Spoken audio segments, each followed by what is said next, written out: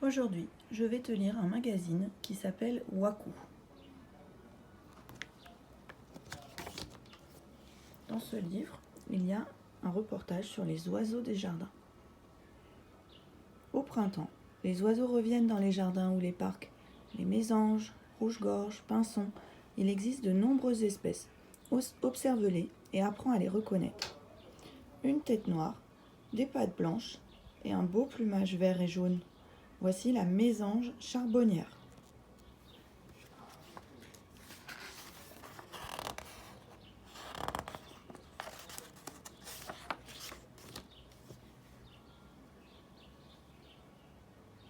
Le moineau est un petit oiseau brun qui niche et picore en groupe avec d'autres moineaux. Le rouge-gorge, mâle, chante pour charmer sa femelle et marquer son territoire. Chut, ça papote. Pour se parler, les oiseaux ont le choix. Soit émettre de petits chants, les gazouillis, soit pousser de petits cris brefs, les pépiments. Chaque espèce d'oiseau a son langage. On dit que le moineau babille, la tourterelle roucoule et la mésange zinzinule. Au printemps, on entend le merle et le rouge-gorge chanter très tôt, avant même que le soleil ne soit levé. Avec son long bec, le merle noir attrape des vers de terre pour manger. Donc quel petit gourmand! Les oiseaux cherchent à manger dans les jardins et les parcs. Les chardonnerets et les moineaux ont un bec solide qui leur permet de décortiquer les graines ou les petites baies. Les rouges-gorges et les merles raffolent des insectes et des vers de terre. Les oiseaux ont besoin de boire et ils ont du mal à trouver des points d'eau en ville. Pour les aider, on peut installer un abreuvoir dans le jardin ou sur un balcon. Tu peux mettre un petit ramequin avec de l'eau, une petite coupelle avec de l'eau, et les oiseaux viendront boire dedans sur ta fenêtre. Le chardonneret picore des graines de chardon sans se faire piquer par les épines de cette plante. Le chardon, c'est la plante qui est là et qui a beaucoup de piquant. Mais cet oiseau-là, il arrive à se poser dessus sans se faire piquer.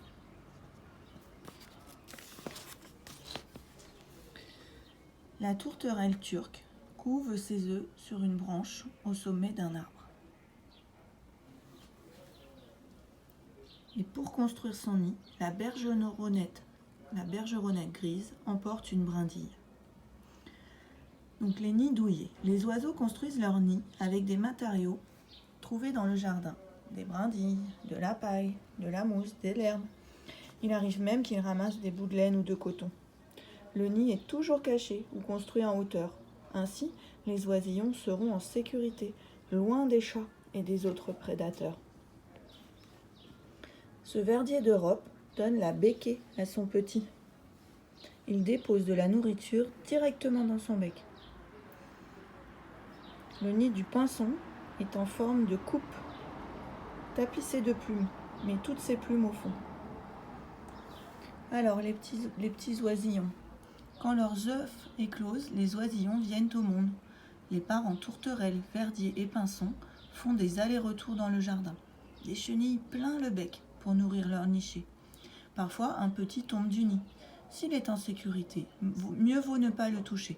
L'oisillon piaillera pour alerter les adultes qui lui donneront la béquée au sol et veilleront sur lui jusqu'à ce qu'il puisse reprendre son envol. Alors, un petit quiz, une petite question. La mésange charbonnière a les joues vertes, blanches ou bleues? Alors, je vais retourner la page pour te la remontrer, la mésange charbonnière.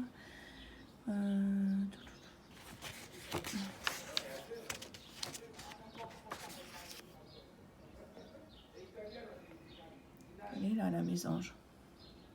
Est-ce que tu vois ses joues? Et dis-moi la couleur. L'autre quiz.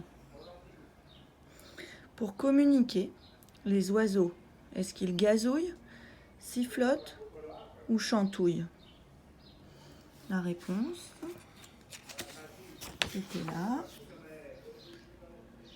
Pour se parler, les oiseaux ont le choix, soit émettre de petits chants, les gazouillis.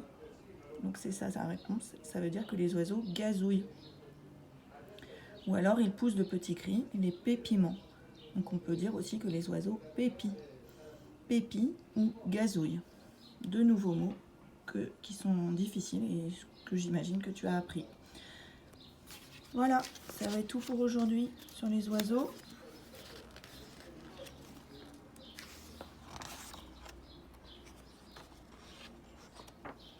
Je te souhaite une bonne journée.